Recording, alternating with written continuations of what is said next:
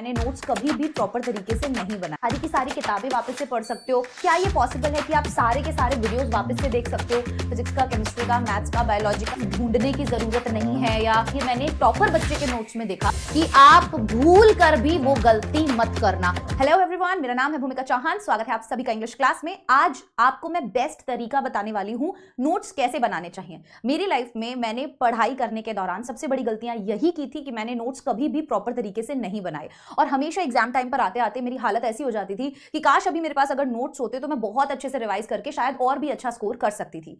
ये गलतियां आप ना करें। आप अभी कॉम्पिटिटिव एग्जाम्स की भी तैयारी कर रहे होंगे, तो इसीलिए आपको बहुत इंपॉर्टेंट है एक चीज कि आप बोर्ड्स एग्जाम के साथ अपने जो कॉम्पिटिटिव एग्जाम की तैयारी कर रहे हैं उनके नोट्स को कैसे बनाएंगे और कैसे वो नोट्स आपको एक महीना पहले, जो एग्जाम का बिल्कुल एक महीना पहले होता है ना, उस दौरान आपको सबसे ज्यादा मदद करते हैं। तो नोट्स कैसे बनाने हैं, कब बनाने हैं, कैसे उनमें टाइम वेस्ट नहीं करना है, बस इन सब चीजों के बारे में आज के इस वीडियो के अंदर हम बात करेंगे। अब आप खुद सोचिए, अगर आप एग्जाम से एक महीने पहले चाहते हैं कि आप पूरा कोर्स रिवाइज करें, तो क्या ये पॉसिबल है कि आप सारे के सारे वीडियोस वापस से देख सकते हो? क्या ये पॉसिबल है कि आप सारी की सारी किताबें वापस से पढ़ सकते हो? और उस टाइम पर तो क्वेश्चंस को हमें ज्यादा सॉल्व करना होता है, तो नोट्स जो है वो हमारे लिए सबसे ज्यादा काम उस टाइम पर आते हैं। हम कुछ टिप्स के बारे में जानेंगे और कुछ स्टेप्स के बारे में एक्चुअल में जानेंगे कि नोट्स बनाने का सही तरीका क्या हो सकता है और क्या होना चाहिए। ठीक है, तो सबसे पहली चीज, आप सभी बच्चे एक बात का ध्यान रखिएगा, वो है different registers for different subjects. ये एक बहुत इंपॉर्टेंट चीज है। जो मैं गलती करती थी, आज मैं वही गलतियां आप लोगों के लिए लाई हूं कि आप मत करना बेटा। ठीक है, डिफरेंट, हर एक सब्जेक्ट के लिए अलग से रजिस्टर होना चाहिए, अलग से रजिस्टर उसके नोट्स का होना चाहिए। भाई क्लियर ये बात है। कई बच्चों को मैंने देखा है कि वो एक ही रजिस्टर रखते हैं, फिजिक्स का, केमिस्ट्री का, मैथ्स का, बायोलॉजी का, जो भी उनके पास सब्जेक्ट है, एक ही रजिस्टर उनका चलता जा रहा है। ये सबसे गलत चीज है। जो बच्चे अलग अलग रजिस्टर्स रखते हैं ज्यादा एफिशिएंटली काम कर पाते हैं और ज्यादा अपना समय बचा पाते हैं। क्यों? क्योंकि उन्हें पता है कि हर एक सब्जेक्ट का क्या है, मेरे पास अलग नोट्स है, तो जब मुझे पढ़ने बैठना है तो मुझे कोई भी चीज ढूंढने की जरूरत नहीं है, या ठीक है अपना टाइम वेस्ट करने की जरूरत नहीं है, आपके पास चीजें ऑलरेडी हैं। अब अलग रजिस्टर्स जब आप बनाएंगे तो हर एक रजिस्टर में जो सबसे पहला काम आपको करना है, ये मैंने एक टॉपर बच्चे के नोट्स में देखा कि उसने अपने हर एक सब्जेक्ट के रजिस्टर में सबसे पहले पेज पर सारा का सारा सिलेबस लिख रखा था। कंप्लीट सिलेबस उसका वो फर्स्ट पेज के ऊपर मेंशन था। और ये चीज आपको भी करनी चाहिए। उससे क्या होगा कि जब भी आप कोई भी सब्जेक्ट उठा रहे हैं या आप उसको पढ़ने बैठ रहे हैं, तो वो जो सिलेबस है ना कि आपको क्या करना है, आपका कितना हो गया है, उसे देख के आपको एक क्लैरिटी मिल जाएगी। और जब आपको लाइफ में क्लैरिटी मिल जाती है ना, तो सक्सेस अपने आप आपके पीछे पीछे आती है। ठीक है, तो ये काम आपको सभी करना है। हर एक सब्जेक्ट के डिफरेंट रजिस्टर होने चाहिए और हर एक रजिस्टर का फर्स्ट पेज उस सब्जेक्ट का सिलेबस होना चाहिए। ये बहुत इंपॉर्टेंट है। अब स्कूल एंड कोचिंग नोट्स, आप स्कूल भी जाते हैं, आप कोचिंग भी जा रहे हैं और आप सेल्फ स्टडी भी कर रहे हैं। अब बहुत इंपॉर्टेंट चीज है, स्कूल के अंदर पढ़ाई हो रही है बोर्ड्स के अकॉर्डिंग, कोचिंग के अंदर पढ़ाई हो रही है कॉम्पिटिटिव एग्जाम्स के अकॉर्डिंग। स्कूल के नोट्स अलग होंगे, कोचिंग के नोट्स अलग होंगे। डेफिनेटली आपको इस बात का ध्यान रखना ही रखना है कि आप बिल्कुल भी दोनों को मिक्स ना करें। स्कूल के अंदर तैयारी बोर्ड्स के according step by step marking होती है, पूरा पूरा आपको एक्सप्लेनेशन करना होता है, वैसे बनवाए जाते हैं। वहीं पर कोचिंग के जो नोट्स होते हैं वो आपको एग्जीक्यूशन पे ज्यादा ध्यान देते हैं कि अप्लाई कर पा रहे हो उस कॉन्सेप्ट को या नहीं। उधर आपसे ये नहीं बोला जाता कि आप स्टेप बाय स्टेप आपको मार्क मिलेगा, वहां पर आपको आंसर निकालना है, तो वहां पर आपके कॉन्सेप्ट्स पर बहुत ज्यादा ध्यान दिया जाता है, तो उसके नोट्स कंपैरेटिवली बिल्कुल अलग होते हैं। अब यहां पर एक बोनस टिप मैं आपको वीडियो के एंड में जरूर दूंगी कि आप भूल कर भी वो गलती मत करना। एक ऐसी चीज हम लोगों की कोचिंग स्कूल आसपास घूमती है जिसकी वजह से हम नोट्स ही नहीं बनाते, वो मैं आपको वीडियो के एंड में बताऊंगी, जरूर वीडियो एंड तक देखना। तो कोचिंग और स्कूल के नोट्स बिल्कुल अलग होने चाहिए क्योंकि उनका टारगेट अलग अलग है। ठीक है, तो आप कोशिश कीजिएगा कि आपकी स्कूल की कॉपीज अलग हैं, उनको ही आप ना सोचें कि वो आपके नोट्स हैं, प्लस आपकी कोचिंग के नोट्स अलग हैं। उसके बाद बारी आ जाती है रिवीजन टाइम 10 to 15 मिनट्स। कहने का मतलब, आप क्लास के अंदर जब नोट्स बना रहे हो तो आपको वो क्लास में इतना ध्यान दे के बनाने हैं और वो नोट्स के तरीके से ही बनाने हैं कि आप जब घर आते हो तो आपको वापस से पूरा 1 घंटा ना देना पड़े उस लेक्चर को रिवाइज करने में। आपने क्लास में उस चीजों को इतने अच्छे से समझा, टीचर ने जो भी एक एक बात बताई, ऐसा नहीं है टीचर की जुबान से जो जो शब्द निकल रहे हैं आपको सारे के सारे लिखने हैं, बिल्कुल ऐसा नहीं करना है।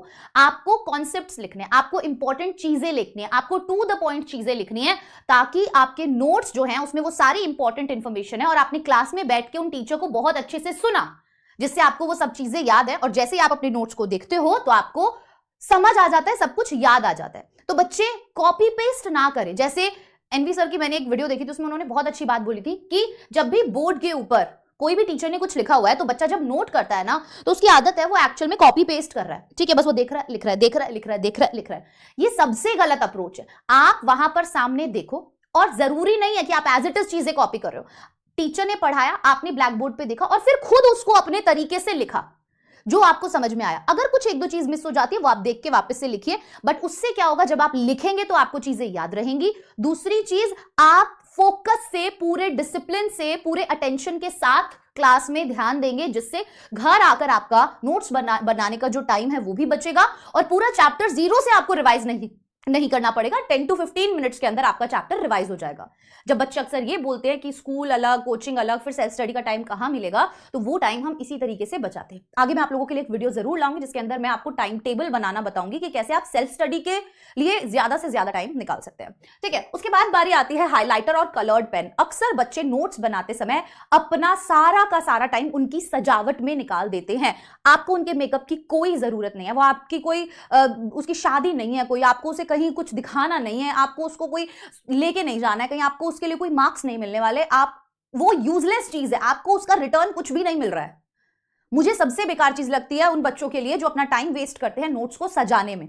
आपको नोट्स पहली बात बनाने ही टू द पॉइंट है, जो पूरे ही पढ़े, जिससे आपको 10 से 15 मिनट ही लग रहे हैं उसे पढ़ने में, ताकि आपको कलर्ड पेन का मतलब नोट्स में भी इंपॉर्टेंट क्यों आपको फिट करना पड़ रहा है। नोट्स बने ही ऐसे हो जो इंपॉर्टेंट है, जिसे पढ़ने में 10 मिनट्स ही लग रहे हैं, ताकि आपका रिविजन भी सही हो रहा है और आपको उन्हें बनाने में भी कम टाइम लगा। अगर आप 4 तरीके के पेन लेके, फुल पत्ती बना के, डब्बे बना के ऐसे काम कर रहे हैं तो उसमें आपका ही टाइम वेस्ट हो रहा है और उसका रिटर्न आपको कुछ भी नहीं मिलने वाला। अगर आपको हाईलाइट करना ही है, फिर भी मान लीजिए बायोलॉजी या वैसे कुछ नोट्स हैं, ठीक है, जिसमें ज्यादा थ्योरी होता है, तो आपको चाहिए कि आप अंडरलाइन भी करें चीजों को, तो आप हाईलाइटर का यूज कर लीजिए। That's it. Normal black pen से लिखो और जो भी चीज तुम्हें लग रहा है उसे हाईलाइटर से हाईलाइट कर दो एंड में। इससे ज्यादा तुम्हें बार बार कलर चेंज करना, ये करना, वो करना, उसमें अपना टाइम वेस्ट नहीं करना। मैं बता रही हूं ये सबसे बुरी चीज होती है। और ऐसा जरूरी नहीं है कि सबसे अच्छे नोट्स वही नोट्स हैं जो ज्यादा सजे हुए हैं, जो सुंदर दिख रहे हैं, नहीं, बिल्कुल ऐसा नहीं। आपको कहीं से मिल जाते हैं ऐसे नोट्स तो ठीक है, नहीं मिलते हैं तो उनकी जरूरत भी नहीं है, क्योंकि हमेशा किसी और के नोट्स जो हैं वो आपको फायदा कभी नहीं करेंगे। इतने सारे टॉपर हैं, वो सब नोट्स बनाते हैं, तो आपको तो वो इजीली अवेलेबल कराए जा सकते हैं, पर वो क्यों नहीं कराए जाते? रीजन बीइंग हर एक स्टूडेंट अलग है, उसने नोट्स अपने अकॉर्डिंग बनाए हैं। तो आपको भी इस चीज पे फोकस करना है कि आपको भी नोट्स अपने अकॉर्डिंग बनाने हैं, अपनी दोस्त, अपनी गर्लफ्रेंड, अपने पापा, अपनी मम्मी, अपने दोस्त, अपने टीचर के अकॉर्डिंग नहीं, अपने अकॉर्डिंग। मुझे कैसे समझ आता है, मुझे कैसे याद रहता है, मैं इस चीज को कैसे लिखूंगा, मुझे बाद में रिवाइज करने में आसानी होगी, मुझे ये चीज रिवाइज नहीं होती है, मुझे ये चीज याद नहीं रहती है, मैं इसका फॉर्मूला भी लिख लेता हूं। नोट्स आपके अकॉर्डिंग होने चाहिए, आसपास के किसी भी दूसरे इंसान के अकॉर्डिंग नहीं। ना ही टॉपर के नोट्स आपके लिए बने हैं, ना आपके नोट्स टॉपर के लिए बने हैं। फाइन लाइन होती है एक बहुत ज्यादा, बस वो ध्यान रखें, ठीक है। उसके बाद बारी आती है टू द पॉइंट। अगेन बार बार इस पॉइंट को मैं हर एक पॉइंट में भी बता चुकी हूं, और वो ये कि आपको कोई किताब नहीं लिखनी है, कोई पीएचडी नहीं करनी है, ठीक है। आपको नोट्स बनाने हैं कि जिस चैप्टर को पढ़ने में मुझे 1 घंटा लग रहा था, अब उस चैप्टर को पढ़ने में मुझे 10 मिनट लग रहे हैं, दैट्स इट। तो मेरे जो नोट्स हैं वो टू द पॉइंट है। कोचिंग के नोट्स हैं तो उसके अंदर क्वेश्चंस भी वैसे ही सॉल्व है, एग्जाम्पल्स भी वैसे ही हैं, प्लस जो स्कूल के नोट्स हैं उसके अंदर क्वेश्चन वैसे ही हैं जो बोर्ड्स एग्जाम में पूछे जाते हैं, या जो क्लास टेस्ट वगैरह में करवाए गए हैं, या जो इंपॉर्टेंट है। Getting my point. और अब तो बोर्ड्स एग्जाम का लेवल भी अच्छा खासा बढ़ गया है, तो आप ध्यान रखिएगा कि नोट्स आपकी बर्बादी का कारण बन सकते हैं अगर आपके पास नहीं है और अगर आप नहीं बना रहे। डे 1 जो चैप्टर 1 है, बच्चे अक्सर मैम सितंबर अक्टूबर में आके पूछते हैं, मैम हम अब नोट्स बना सकते हैं क्या? ये कोई सवाल है पूछने का? ये कोई जगह है ये सवाल पूछने की? मतलब इस टाइम पे जाके आप ये बात करो, जिस दिन चैप्टर 1 आपको पढ़ाया गया उसी दिन से उसके नोट्स बनाने शुरू कर दो। अब मान लीजिए आपके कोचिंग या आपके स्कूल में वो चैप्टर 1 कंप्लीट हो चुका है, कोई बात नहीं, उसको हम अपने बाकी के टाइम में उसके नोट्स बना लेंगे, लेकिन अब आगे के चैप्टर्स के नोट्स साथ साथ बनाते चलो, ठीक है। क्योंकि बैकलॉग इकट्ठा नहीं करना, एक चीज को कंप्लीट करने के लिए जो हो चुकी है दूसरी चीज पर स्किप हम मतलब कि जंप कर जाएं तो बेटर होगा, क्योंकि उस चीज पर ही अगर हम लगे रहेंगे तो दूसरा चीज बैकलॉग बन जाएगा। समझ रहे हो? चलिए, अब है कॉन्सेप्ट बेस्ड। आपके जो नोट्स होने चाहिए बेटा वो कॉन्सेप्ट बेस्ड होने चाहिए, उनसे आपके कॉन्सेप्ट स्ट्रांग हो, ताकि आप नोट्स से कोई भी चैप्टर रिवाइज करके क्वेश्चंस लगा सके, ठीक है। Getting my point. Concept based क्यों बोला जा रहा है कि एट द एंड हमें क्वेश्चंस के आंसर करके ही मार्क्स मिलेंगे। तो हमारा मेन टारगेट क्या है? हमें क्वेश्चंस निकालने। अगर मैं किसी भी टॉपिक के क्वेश्चन सॉल्व करने जा रहा हूं तो मैं उस टॉपिक के नोट्स को पढ़ के जाऊंगा, जिससे मेरे कॉन्सेप्ट्स रिवाइज हो गए और फिर मेरे सारे क्वेश्चंस भी इजीली निकल गए। मुझे किसी भी टॉपिक के क्वेश्चन करने के लिए किसी भी वीडियो पर वापस नहीं जाना पड़ा, पूरा चैप्टर वापस नहीं पढ़ना पड़ा, राइट तो कॉन्सेप्ट्स पे ज्यादा ध्यान देंगे आप, डायग्राम्स पे ज्यादा ध्यान देंगे आप, बायोलॉजी वगैरह है तो ठीक है, फिजिक्स वगैरह के अंदर भी, तो कोशिश कीजिएगा कि आप अपने नोट्स को कॉन्सेप्ट बेस्ड ज्यादा बनाएं, ठीक है, क्लियर।